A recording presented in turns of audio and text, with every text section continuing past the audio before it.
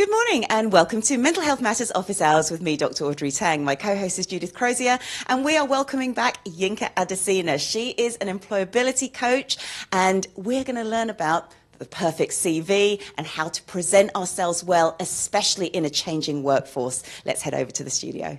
Yinka, welcome to the show. It's great to have you back again.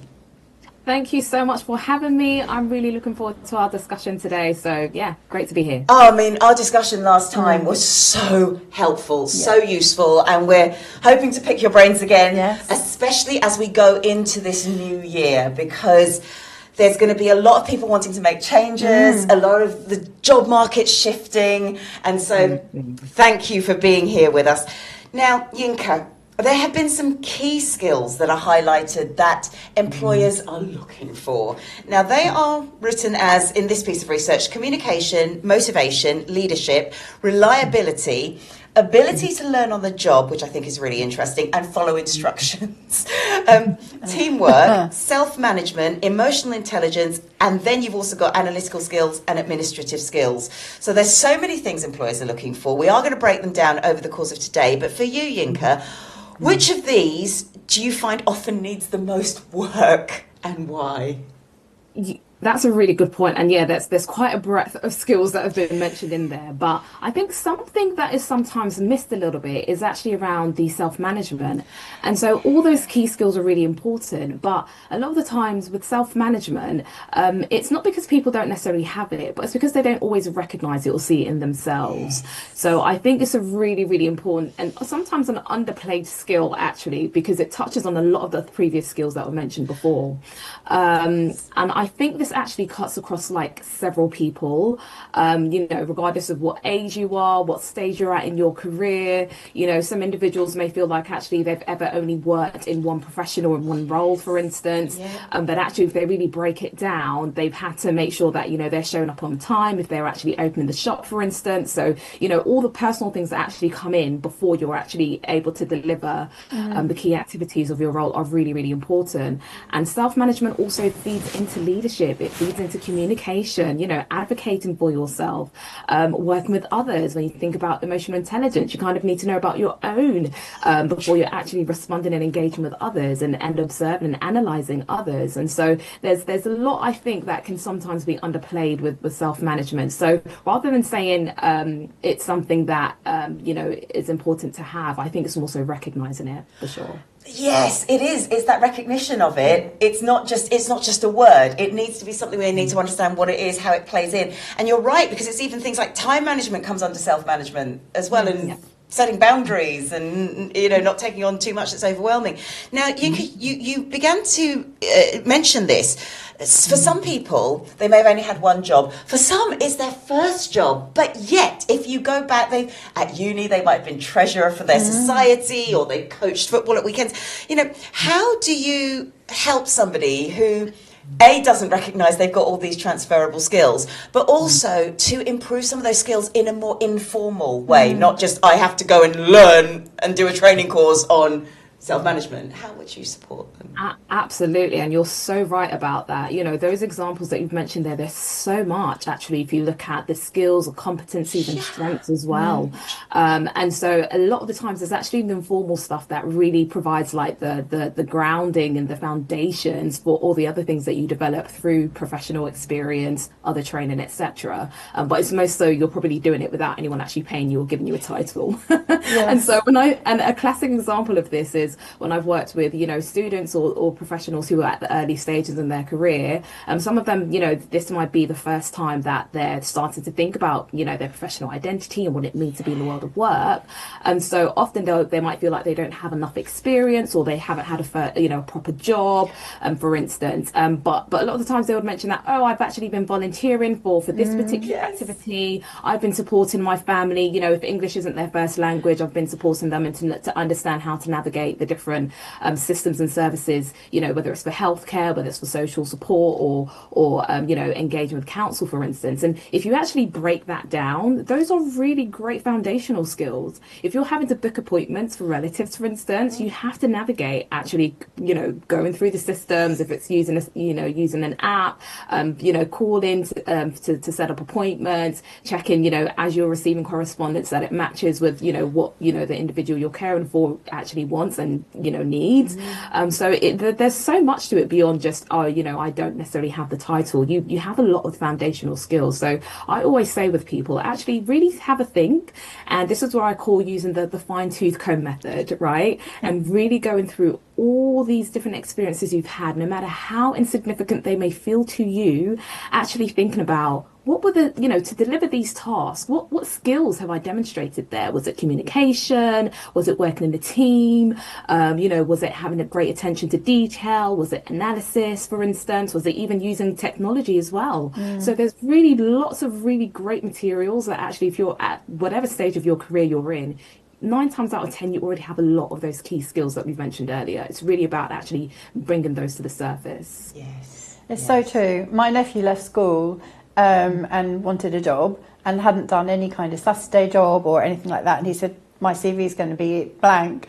But we did that. We went through, and it's amazing what comes out of just non-job tasks that you do. And he said, I do have some skills. And then he got a job. So, yeah.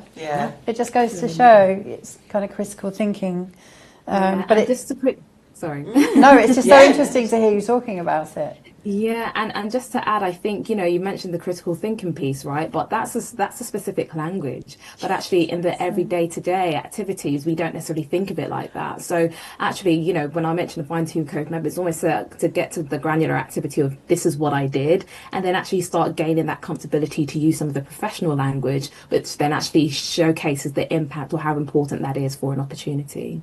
Yes. It's you need to recognize it first, so you need to bring it to the surface, and then linguistics can come afterwards and change the language into what the recruiter wants to hear. That's really true. So interesting. And then which of the key skills that Audrey mentioned before, which of those tends to set somebody apart, and does that mean that one might be more important than the others? Well, that's a tricky question. I think like I mentioned, those skills that were mentioned earlier, they're all really, really important. I think motivation a lot of the time can sometimes come up in a lot of different ways. And I think sometimes that can even feed into things like emotional intelligence, leadership, and communication as well. So I can't actually say there's one that's more important than the other. I think they're all really important. Now, what I will say is that actually, there may be some that are more situational specific. And so this is where I think emotional intelligence, can be a really key lead in terms of navigating different situations, for instance. So yes, you've got your analysis, but actually if you're great at analysing people, but you're not emotionally intelligent to recognise when you should communicate and what you should be communicating and when you should be doing that, then that can come back to bite you not some of the nicest ways.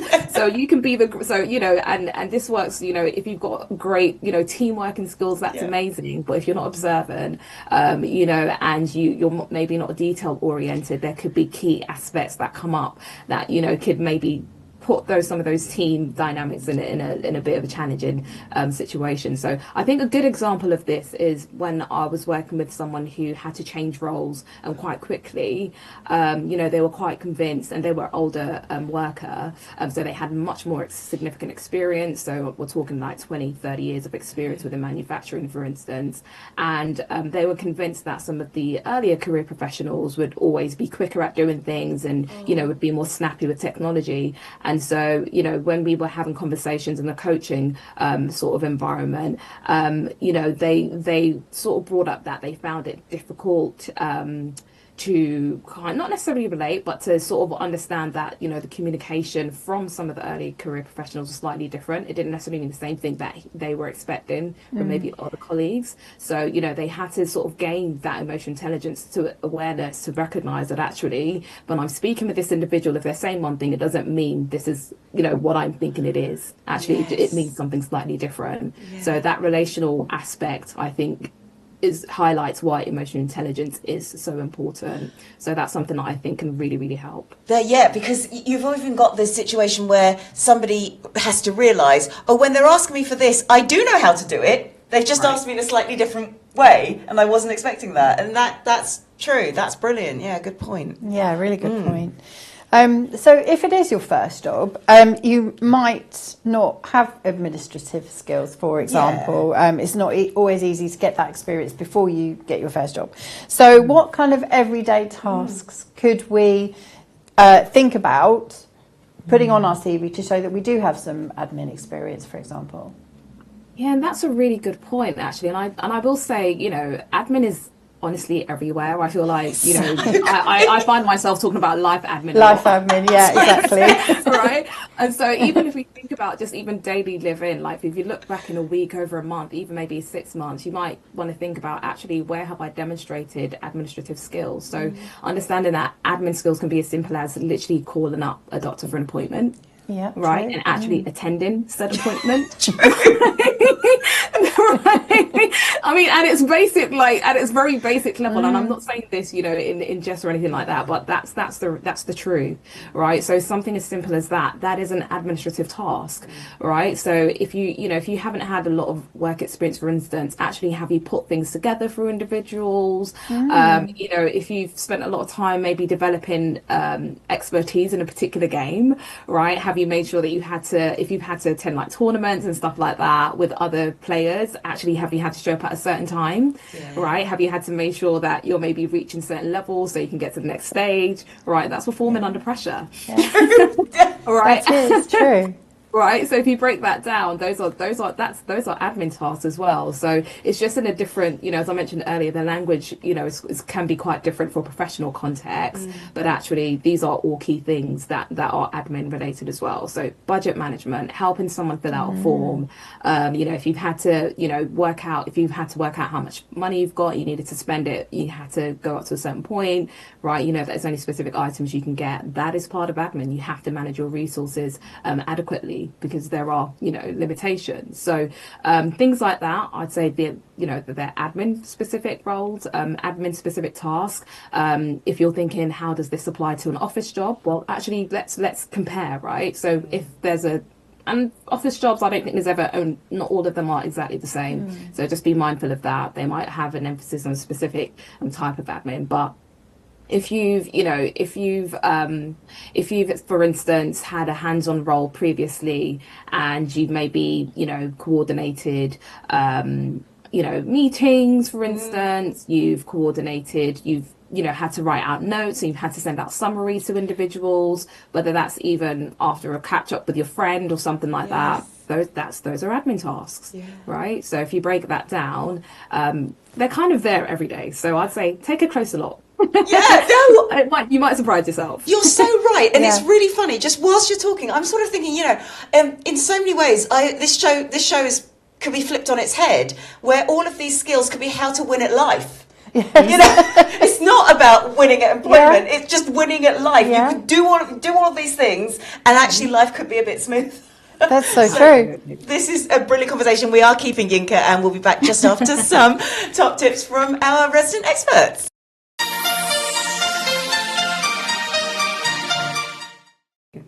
Well, as we discussed earlier about the STAR method, so situation, task, action, results, I always talk about this to my students in class and get them writing in workbooks and forming examples. And I always say to them, take a picture. You've worked so hard to put these examples together. Take a picture. If you ever have a job application to fill up or an interview, you've got some examples already drafted. Just revise them and utilise them. So again, maybe at some point, have a think about if you are looking to transition to a new job or take up another job or start working, is maybe think about examples that you can jot down. and have them prepared. Also, I'd suggest, finding out who you can use as references and reaching out to your referees and letting them know ahead of time, hey, is it okay if I use your details? And if the person's left, well, find out from the company who they can approach, whether it be the human resources department or if there's another department they need to put down as the contact details. And again, it's about staying calm and, a sense of realism and honesty that goes hand in hand. Yes, my health is affected, or maybe I've got young children, I can only work during school hours. So a sense of realism in terms of what you can and can't do. You've been so helpful and so enlightening. I forgot the point about references. You're absolutely right. And it is that politeness of just, this person is going to contact you. Is that because otherwise, with me, sometimes it goes into spam. And if I'm not looking for it, it will just get lost anyway. So it is really important to know who your references are. And you always do need two, don't you? Usually personal, professional. Ideally, an employer wants professional references, but if people don't have two professional because they've only worked once or they worked many, many years ago, a character reference could be suffice. Okay. So a character could be, if you've got a community leader or mentor, for example, they could provide you a character reference.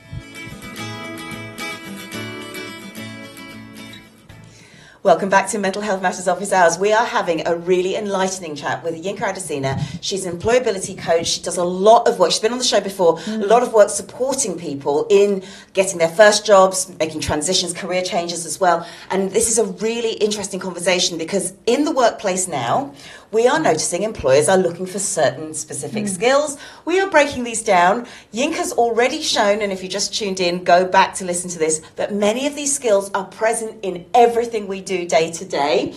But what we're going to do is we're going to take them into a work context and break these down a little bit more. So the first three skills employers are looking for, in no particular order, they're just an order I've picked out: communication, motivation, and leadership. Now, communication, to some degree, we can practice that in just having conversations, in booking appointments, in the things that we do.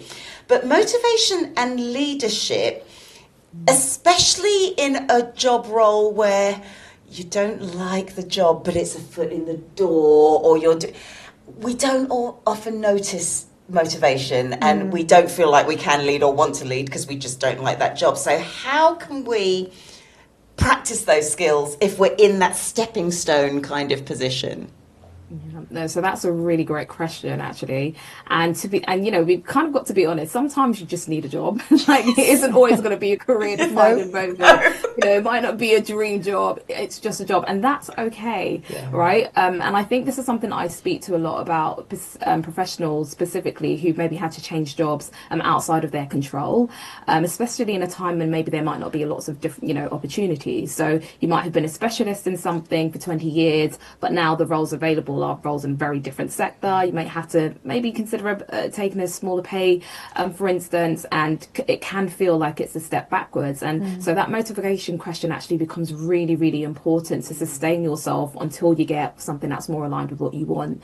And so, I've worked with professionals in the past, and they wanted to do a role, but wasn't available, or it was too far out. So, for instance, they felt like they lost a part of who they were, even though they accepted the role. And I think it's really important to recognise actually it might not be a perfect fit, and that's okay. Right, that's natural, right? As a human, just to recognise that feeling. But the thing is, when you've worked in roles that maybe feel like they're tied to your identity, doing something that doesn't feel right, I think it's important to reframe it as this is an opportunity for right now. Yeah. And I think that's how you can actually get that motivation, and you can be more clearer about actually, this covers me for maybe I need some financial stability for now, if you've got your responsibilities, etc. And so it's really important to actually separate yourself from maybe the circumstance in a sense, and actually recognise the opportunity for what it is, even if it is, for a short period of time or until you find the next best thing. And so it's important to recognise it's not a failure, that's actually being responsible, right? I think, there's lots going on in the news around, what's happening in the job market and what's happening, from businesses. So I think it's really important important that we kind of be a bit more objective about actually what the situation actually is, as opposed to personalizing it to then say, oh, this is only who I am. No, it's the situation.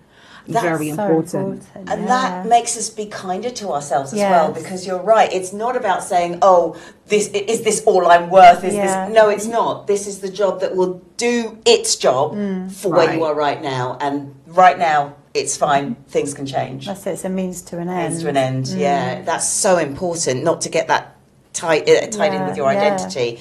So what about leadership skills? So this is a fun one, because in the workplace, you kind of want to show leadership skills because you might want that promotion, but then you don't want to annoy everybody else on the floor. And then it's worse if you're working in a role where you probably could do that job better than someone else, or at least that's your perception. How do we subtly develop that or show our capabilities? That's a really tricky one, actually. I think this is a very situational, person-specific, context dependent type of environment. So, and I think it's depending on where you are in your career, I think you do sometimes have to be a bit mindful of this and at what time you're sort of coming into the organization as well. So tenure, I think, has an impact on this as well. So if you're young and you're new, people might not expect you to have significant leadership skills, but actually you have. And so I think it's important, again, if we go back to emotional intelligence here, it's also important to work out actually how receptive are individuals when I'm actually taking ownership and taking the lead, right? And see what the actual responses are from other individuals in the team. And that can give you a sense on, if you were to go further, how likely that's going to be received. Yes. So I'd always say test first before you then run in and take full ownership of something, for sure. But at the same time, if that's your nature as well, there's absolutely nothing wrong with that. So, sometimes, people mention this sort of authenticity sort of aspect about leadership, and actually it's up to you what you prefer to show. And if that's your nature, then absolutely run with it. But again, using that emotional intelligence style, work out, is this the right situation? Is this the right time? Is this the right task to do this for? Is this with the right person as well? So again, just think about the team that you're working in, study them first, observe them first before you then sort of make those moves and sort of jump straight in with leadership, and so that it doesn't sort of work against you, especially in the early stages of your career, or if you've just joined an organization as well. Yes, and so true, because in the early stages of the career, it's a little bit like that stepping stone situation. You may not have a future in that company because it may not be the ideal place for you, which is absolutely fine, and then you'll go on to something even more exciting where your leadership skills can shine. So no, really good point. Emotional intelligence. Yes, all comes back to that. What happens if you have really great communication skills but perhaps your colleagues don't? How can we help people to kind of improve the communication, especially some generations who might not have experience or confidence to manage their manager? That's a really good point as well, and this is something that I've seen can be a bit tricky to sort of navigate, because managing up is a real skill, but it's not really something that's taught to you in your early stages of your career. You kind of just figure it out as you go along, and this can happen to anyone at any stage of their career as well. So I think the most important thing with this is, when you do have great communication skills but your colleagues don't assume that your manager or whoever you're working with actually knows what you need. So I think it's important to actually recognize that a lot of managers and colleagues are often stretched thin. They're not mind readers. So their communication style might just be different to yours. So I think it's important to recognize actually, how do you prefer to communicate? What's the style of the way others like to communicate? And then see if you can bring it up in conversation. Maybe privately is always something I'd say, do that first. I wouldn't recommend trying to manage upwards in a public setting, because people may not respond well to that as well. So that's one aspect.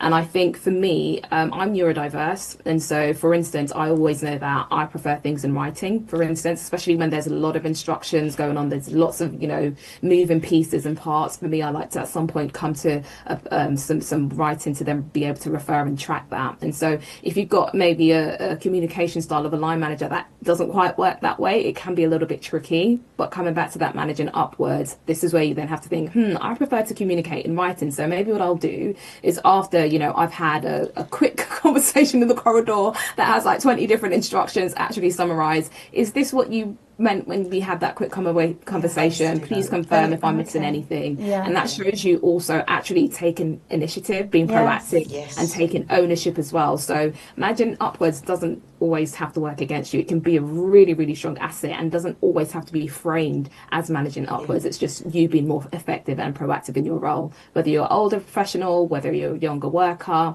things like that. Managers love to see it because it means you're taking ownership for wanting to do great work. Yeah, and that's really subtle, but a really effective way of turning your manager around to your way of working as well. And you're not changing anything because they've still had their conversation with you. You've just followed it up in a way that suits you. And if that works for you, that's great. So I like that a lot. Yeah, very good advice.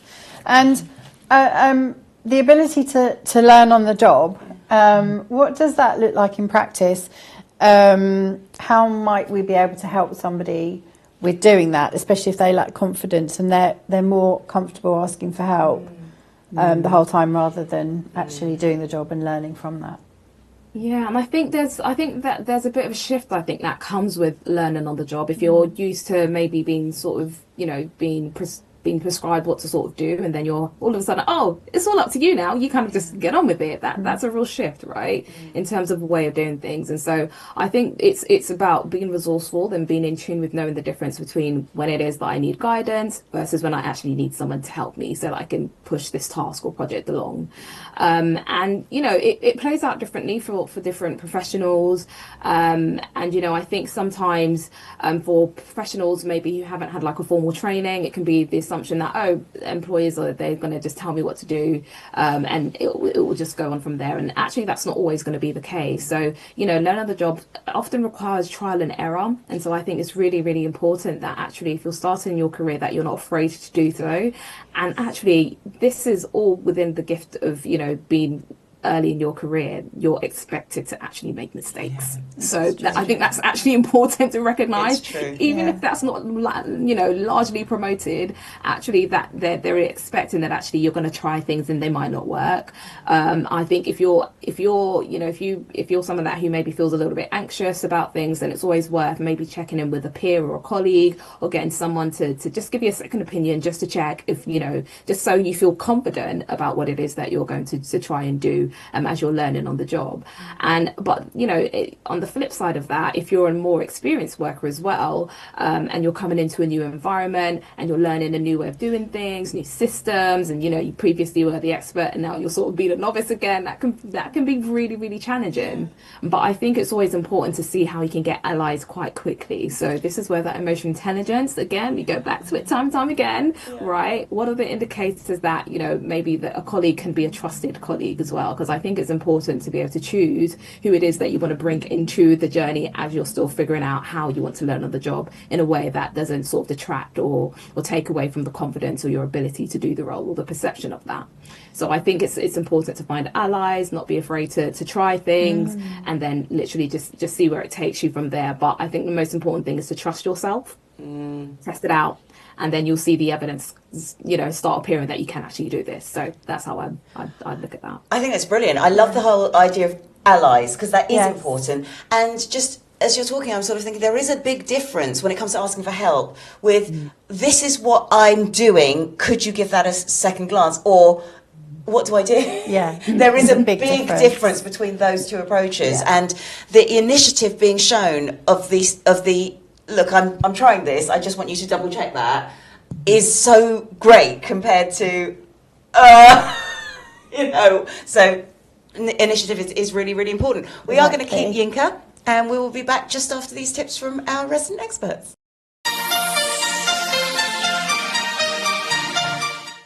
What makes a CV not up to standard? Things like, things that aren't relevant, very old historic job details, which maybe 20 plus years ago, which isn't really needed on a CV.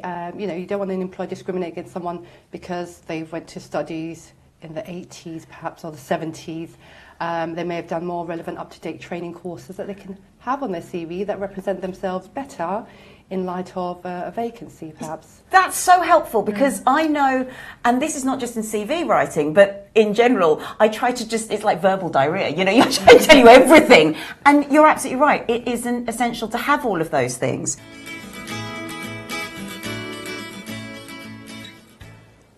Welcome back to Mental Health Matters Office Hours, where we're having a really interesting conversation with Yinka about employability and the skills that we need for that. It's really interesting. And the next two skills that we're talking about are teamwork and self-management, which is where you started talking about self-management. These can be two opposing skills. So some people thrive in a team, some people prefer to work alone. How do you help somebody tell when it's a team situation and when you just need to get on with it by yourself? That's a good one. It can be a little bit tricky sometimes, but I find that people just have preferences for one or the other. But I think the reality is that jobs often need a mixture of both. So, unless you are literally a one-man band, sort of, running your own company, even then you're still going to have to work with your clients. You're still going to have to work with your customers, right? So really working as an island, it doesn't quite work in any sort of professional setting. But I think what's important here, though, is if the task pretty much affects other people or requires input from others, then it's definitely a team thing. And sometimes if it's yours, and you don't need any sign off, then just get on with it. What I do recommend, though, is if a task has like a timing implication, is to maybe have like some checkpoints in between, just to triple check. And if anything, you can position this as, this is when I'm not, I wanted to share an update with you on this. Is this still aligned with what we're expecting to achieve for this task, for this project, etc.? So I think there's a way that you can actually use your language effectively to work out if you can just run full steam, or actually if you might need to switch gears and work more broadly within a team. And I think this can be a bit tricky as well if you're working remotely, for instance, because it might be the case that you're not always able to be physically present with your team. So over-checking can maybe come across as if you're not confident, and then under-checking means you might just go off in a completely incorrect direction. So finding that balance, I think, is really, really important there. And for those who may be older workers and, may be used to being more independent, and then all of a sudden they're coming into a team or an environment where maybe younger workers maybe require a lot of communication, right? And so this can feel exhausting and quite draining in terms of energy. So I think it's always worth, just making sure I would say that you're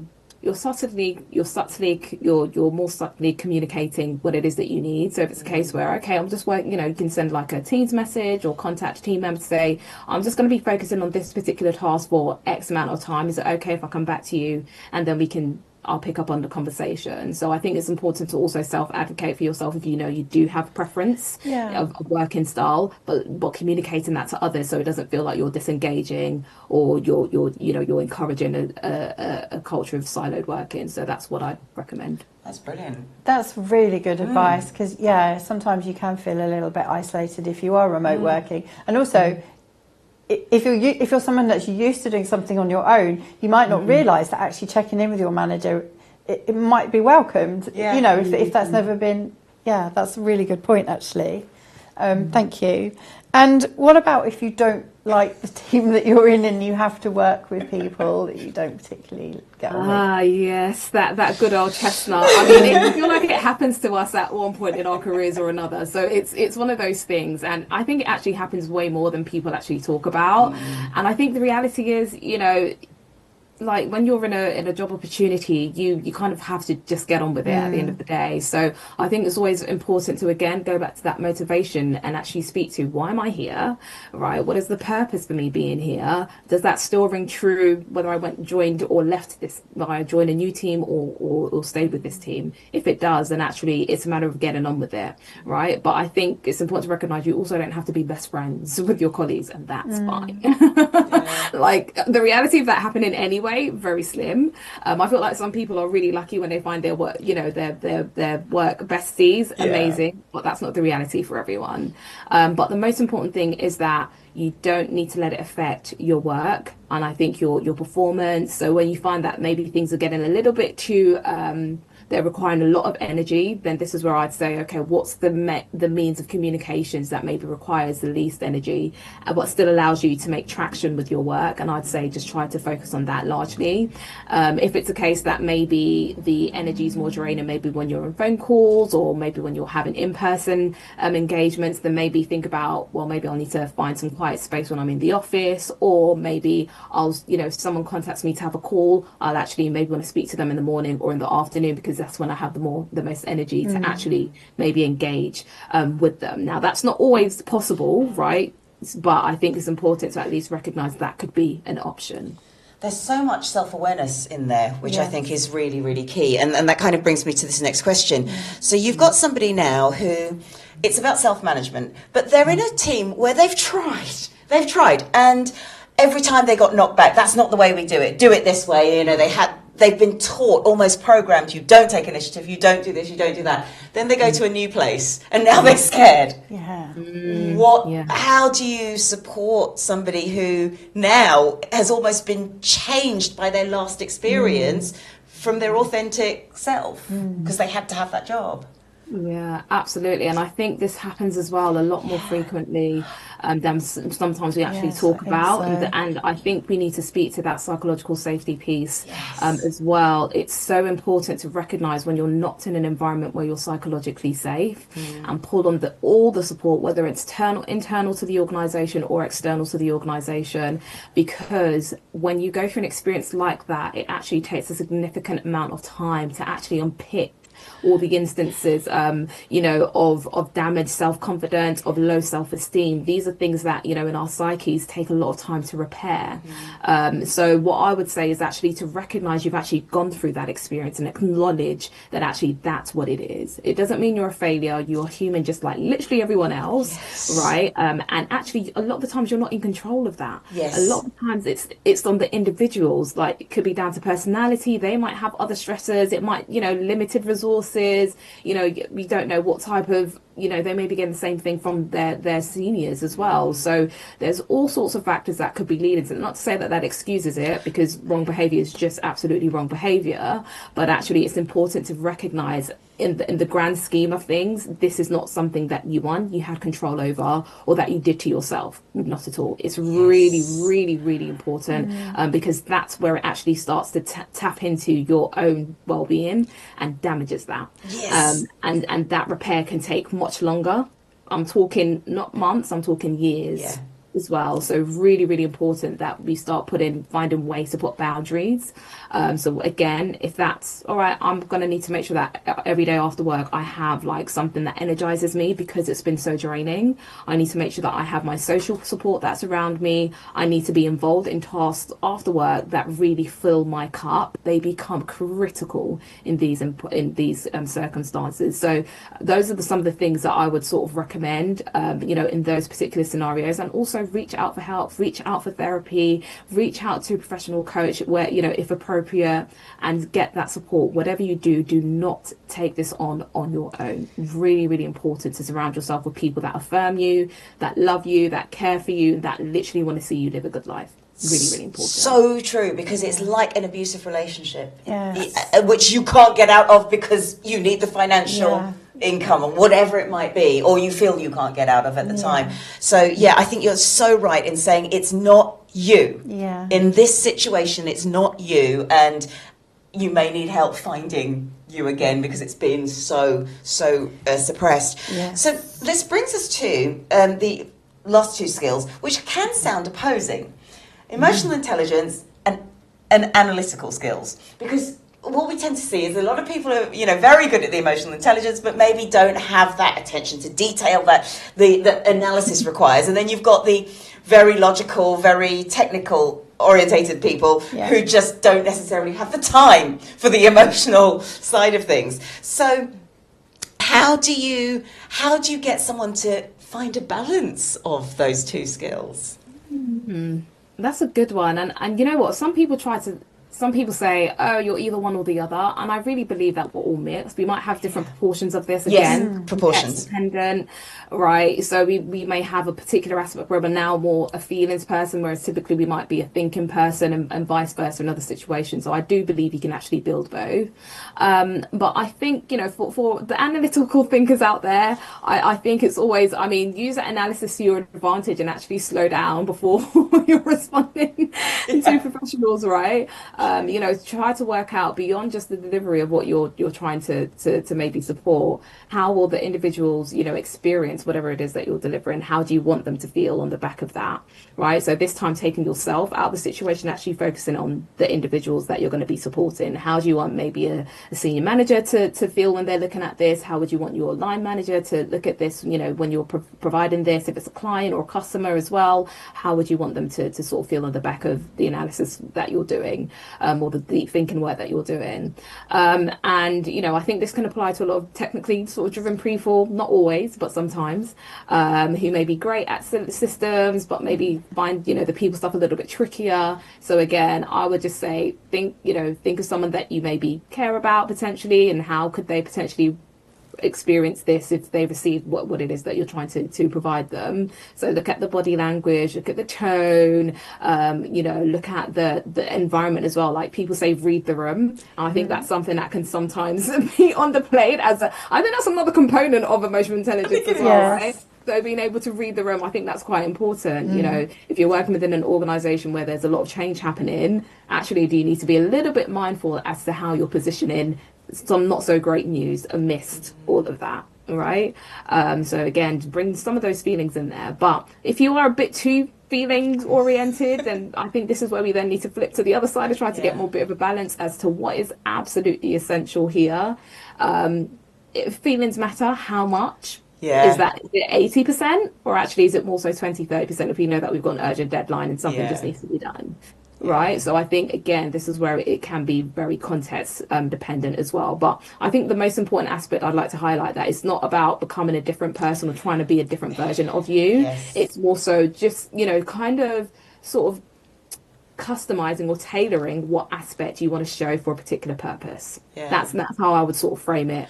So don't feel like you're trying to change yourself, because again, it just speaks to inauthenticity, and no one really likes that. I think that is so right, because I've got a client who sort of reflected this back to me, saying he now sees it more like a soundboard. He puts up some skills and takes others down depending on who people are. Very analytical thinker, wanting to improve emotional intelligence, but it's that soundboard, knowing which needs to be highlighted at that particular time. And you're right, it's horses for courses. It's different people, different ways. Oh my goodness, we could talk to you all day, Yinka, because this is so helpful, and this is about winning at life too. It is. But we are keeping Yinka, because we're going to hand Business Boost over to her, where she's going to be talking about how to write a good CV.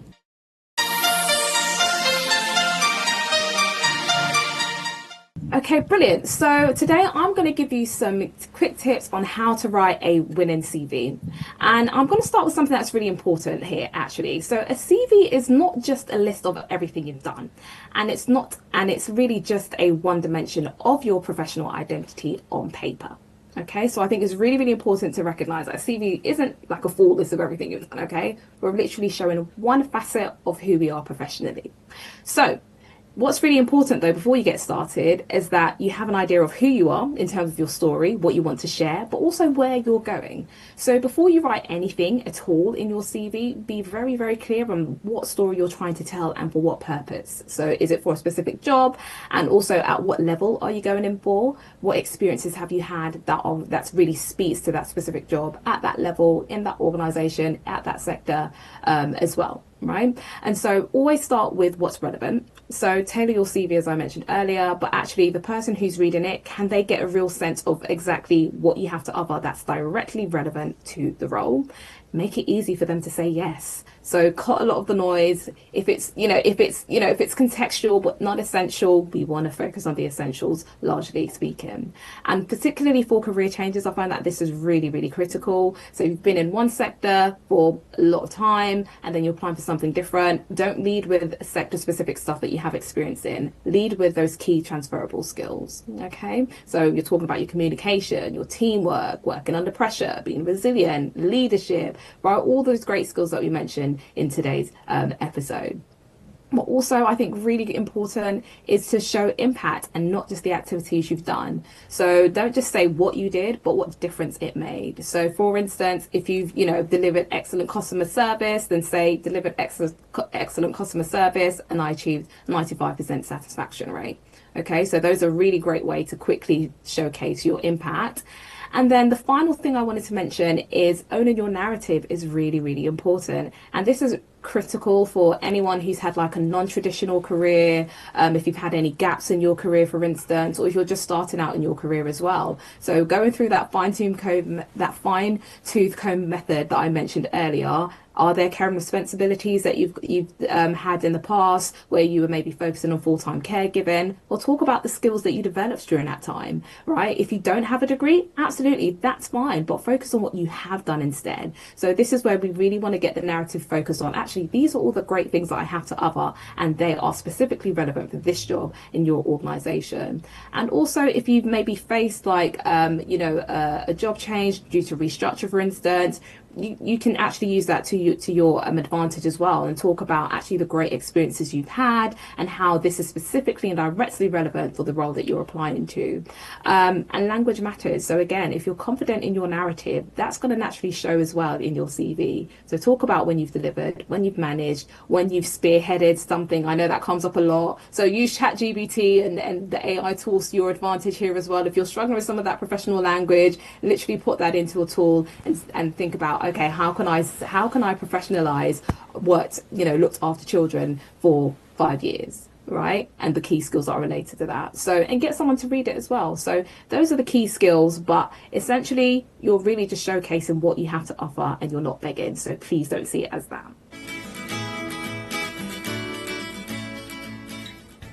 This has been a brilliant show. I've learned so much just listening to you, Yinka, because it's about making certain things conscious that you don't realise you've already got the skills in. It's things like that where I think most people can do a lot of stuff. They just don't realise they can.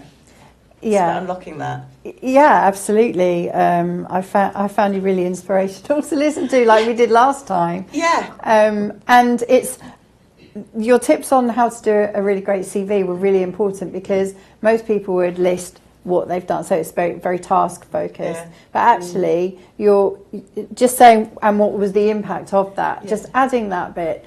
It sounds really obvious, but probably not many people do that on their CV.